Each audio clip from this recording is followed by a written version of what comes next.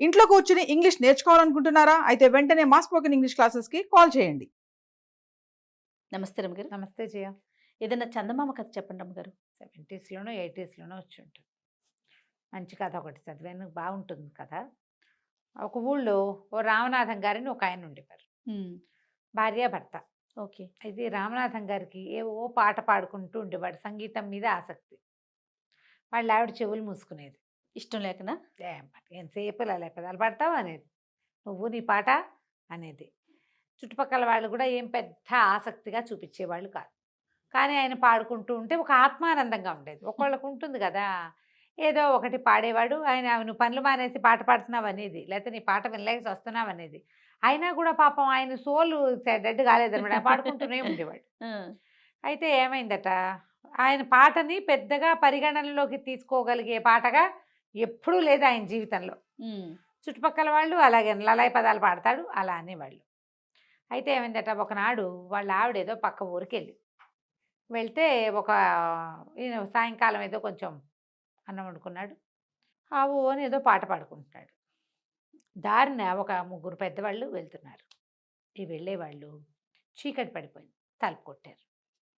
బాబు, ఏదో వ్యాహ్యాలకని బయలుదేరాము, చీకటి పడిపోయింది, పక్క ఊరు వెళ్దాం అనుకున్నాము, ఈ రాత్రికి మీ ఇంట్లో ఆశ్రయం ఇస్తారా అంటే, అయ్యో దానికేం బాబు, రండి పడుకుందరు కానీ రండి అన్నాడు. ఏమైనా తిన్నారా అంటే ఏమీ తినలేదన్నారు. సరే, అయ్యో మా ఆవిడ ఉంటే వంట చేసి పెట్టేది, సరే ఏముందిలేండి నేను కూడా ఏదో కాస్త వండి పెడతాను, ఒక ముద్ద ఉడికేస్తా, వద్దన్నారు వాళ్ళు. వద్దులే బాబు, మగవాడివి నువ్వేం చేయకాల్చుకుంటా అంటే, పర్వాలేదండి పర్వాలేదు కూర్చోండి అని ఏవో మంచినీళ్ళు ఇచ్చి, కాస్త తాగడానికి పలచగా మజ్జిగిచ్చి, వంటింట్లో కూర్చొని నిదానంగా కాస్త బియ్యం పొంగించాడు, ఒక గిన్నెడు చారు పెట్టాడు, ఏదో నలకంత కూర లాంటిది ఏదో వేయించాడు. ఈయనకి ఏంటంటే ఏదైనా పని చేస్తుంటే ఊ ఊ అంటాం అలవాటు. సాగదీస్తాడు, కూనరాగాలు తీస్తూ పని చేస్తాడు. అదే అటా అటా అటా అటా పాడుకుంటూనే ఉన్నాడు. ఈ బయట కూర్చున్న ముగ్గురు పెద్దవాళ్ళు ఆ పాట వింటూ ఉన్నారు. ఉండేసరికల్లా బయటకు వచ్చాడు, ఆకులు వేశాడు, విస్తలేసి వడ్డించబోతే, బాబు ఏమిటో పాట పాడుతున్నావు, ఓసారి పాడబోయి బాగా వింటామన్నారు. సిగ్గుపడ్డాడు ఇతను రామనాథం గారు. అబ్బాయి అంత గొప్ప పాట కాదండి, మా ఆవిడ ఉంటే ఈ పాటికి ఎన్ని అర్పులు వచ్చేదో నా మీద అంటే, కాదు కాదు వినడానికి చాలా బాగుంది, నువ్వు ఆత్మానందంతో పాడుతున్నావు, పాడు పాడు ఏం పర్వాలేదని అన్నం వడ్డిస్తుంటే పాడమన్నారు. ఇతే ఉత్సాహం, ఎవరైనా బాగుంది బాగుందంటే ఉత్సాహం వస్తుంది. ఈయన చక్కగా బోల్డ్ పాటలు పాడాడు, వాళ్ళకి అన్నాలు వడ్డించాడు, పక్కలేసాడు, కంచ ఆకులు తీశారు వాళ్ళే. ఇతను ఇల్లు వాకిలి సర్దుకున్నాడు. మరి వంట వడ్డించిన వంట అంతా వెనక్కి సర్దుకోవాలా, అక్కడి నుంచి పక్కలేసాడు. వాళ్ళు పడుకునేదాకా పాడుతూనే ఉన్నాడు. ఉత్సాహం వచ్చింది. పడుకున్నారు. పడుకున్నాక తెల్లవారుజామున వెళ్ళొస్తాం బాబు, మేము పొద్దునే వెళ్ళిపోతాం అన్నారు. అంటే అలాగేనండి అని, ఏదైనా కోరుకుంటే చెప్పు నాయనా, ఏదైనా అడుగు, నీ పాట మాకు చాలా నచ్చింది, నీకు అసలు నీ మనసులో ఏముంది కోరిక అని అడిగారు.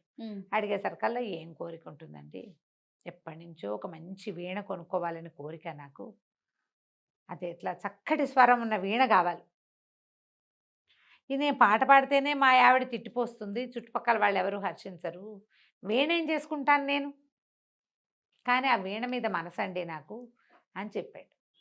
ఓహో బాగుందనుకున్నారు, పడుకున్నారు. తెల్లవారేసరికి వాళ్ళు వెళ్ళిపోయారు. కానీ వాళ్ళకి పక్క వేసిన ప్రాంతంలో ఒక చక్కగా బంగారు మెరుగులేంతున్న వీణ మాత్రం కనపడింది. ఆనందం పట్టలేకపోయాడు. వాళ్ళు ఎవరో దేవతలు నాకు ఈ వరం ఇచ్చారనుకున్నాడు. ఆ వీణని ఇట్లా అన్నాడు, అనగా అని మోగింది. అది ఓంకారం వస్తుంది అందులోంచి. మళ్ళీ అన్నాడు, ఇంకోసారి ఓంకారం వస్తుంది. దాని దగ్గర కూర్చున్నాడు. ఆయన చిన్నప్పుడు కాస్త వీణ నేర్చుకున్నాడు, ఆయనకు వచ్చు చిన్నప్పటి వీణ ఏదో. ఆ వీణ తీగలు శృతి అయిపోతే తీగలు శృతి చేసే ఉన్నాయి. వాయించాడు. వాయిస్తే ఎంత బాగుందంటే, పాడుకుంటూ ఉంటే ఈయనకు వచ్చే ఆనందం కంటే 100 రెట్ల ఆనందం వస్తుంది. అప్పుడే వాళ్ళ ఆవిడ పక్క ఊరు నుంచి వచ్చి సంచి చేత్తో పుచ్చుకుని లోపలికి వస్తూ అట్లా మెస్మరైజ్డ్గా చూస్తూ ఉండిపోయింది. ఆవిడికి కూడా నచ్చింది. ఏమీ అనలా, ఎంత బాగుందయ్యా అంది.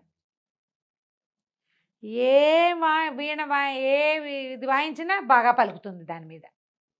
ఈయనకి చేత రావక్కర్లా, అది వచ్చేస్తుంది. ఏ ఫీల్తో వాయిస్తే ఆ ఫీల్ రాగం పలుకుతుంది. అది ఆయనకి ఆనందంతో వాయిస్తే ఆనంద భైరవి రాగం వాయించి పారేస్తుంది.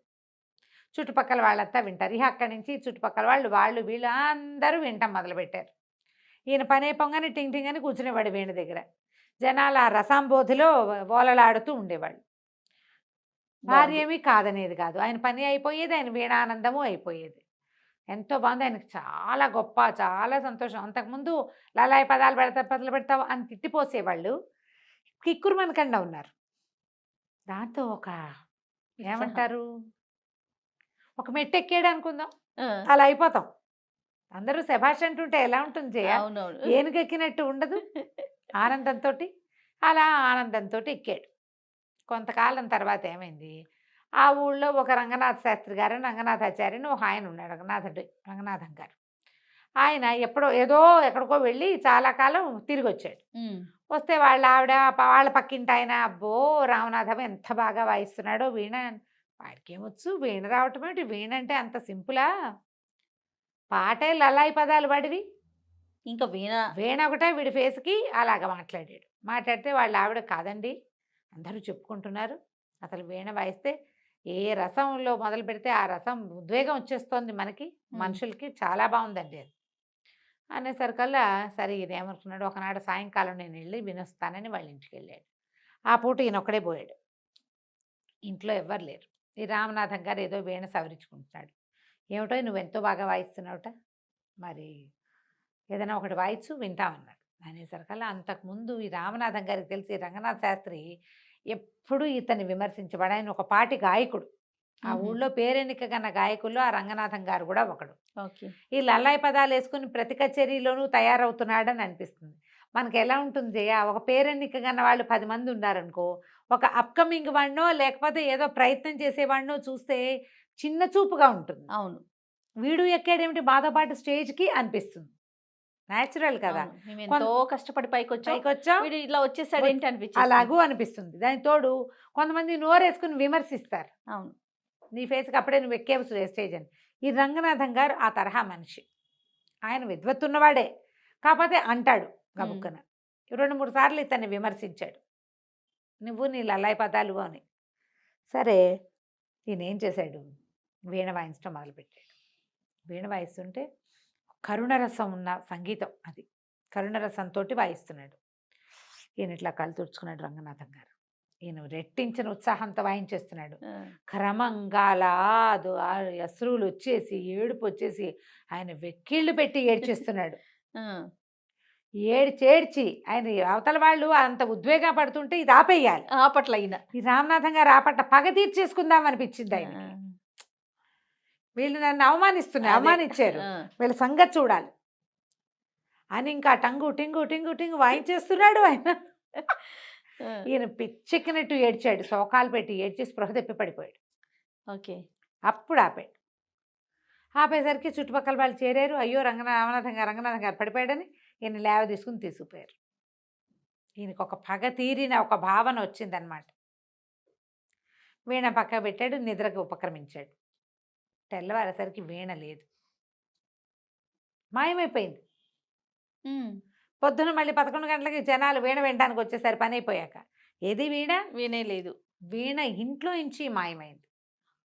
ఓ, అప్పుడు రామనాథం గారు చెంపలేసుకున్నాడు, నాది పొరపాటు, ఆత్మానందం కోసం నేను పాడుకుంటున్నానని సంతోషించి ఆ గంధర్వులో ఎవరో నాకు ఆనందంగా ఉంటానని వేణిచ్చారు, నేను నా పగ తీర్చుకోవడానికి సాధనాన్ని చేసుకున్నాను దాన్ని. ఆయన దుఃఖపడుతుంటే కూడా నేను ఆపకుండా ఆయన స్పృహ తప్పిపోయేలాగా చెయ్యాలని పగ నాది. దేవతలు ఎప్పుడూ వాటిని సమర్థించరు. నువ్వు సంతోషంగా ఉండు, నీ సంతోషం కోసం ఏమైనా ఇస్తాం, నీ సంతోషం పక్కవాడి దుఃఖానికి కారణం కానే కాకూడదు. అందుకని ఆ వీణ మాయమైపోయింది. చిత్రవీణ చిత్రంగానే మాయమైపోయింది. ఆ తర్వాత ఆయన పాడడం కూడా మానేశాడు. కథ కంచికి మనం ఇంటికి. భలే ఉంది రమ్మ గారు, చాలా బాగుంది, మంచి కథ కదా. అవునండి. నమస్తే. నమస్తే.